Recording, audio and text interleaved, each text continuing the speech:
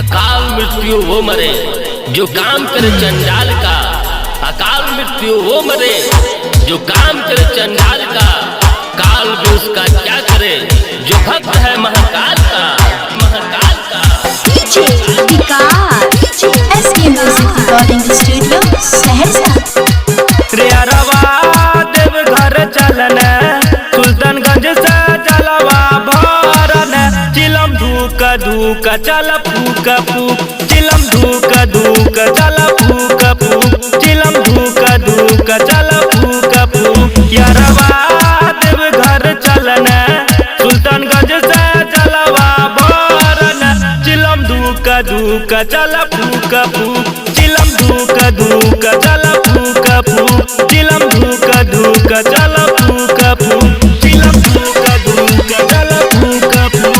चिलम धूक धूक चल फूक फूक।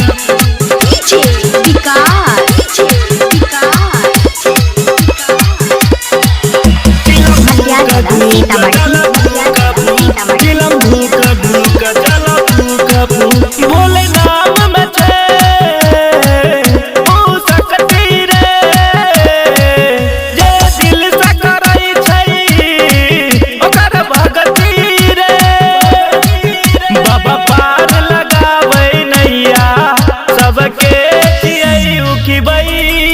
चिलम धूक धूक चल फूक फूक। चिलम धूक धूक चल फूक फूक। चिलम धूक धूक चल फूक फूक।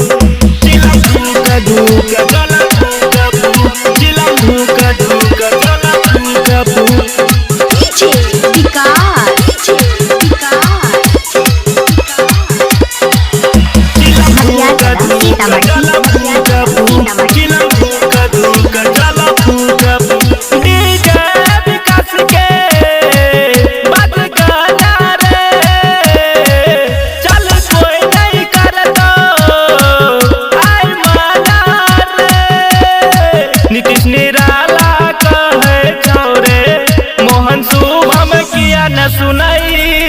चिलम धूक धूक चल